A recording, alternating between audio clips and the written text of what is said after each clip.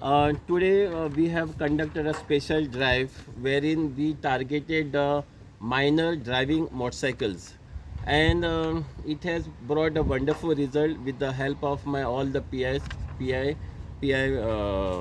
Somnath Majik of Kolwade, PI Paresh Naik of Mapsa, and PI Anjuna Prashal Desai. So we form various teams, and we could challan about 11 minor riding motorcycles. All the minors are being booked under section 4 and 5 of Motor Vehicle Act, and the parents are also, we have called the parents here, we have detained the parents so that they should understand that what mistakes they are doing.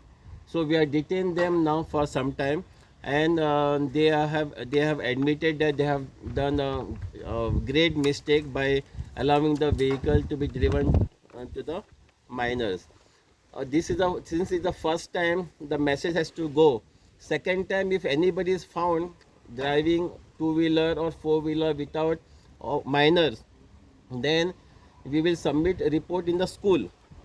We will take the detail of the school, and we will submit report to the school and education department to take necessary action, so that the school management and the education department should know these are the students who has violated the law. So, but presently we are not writing. The message has to be loud and clear.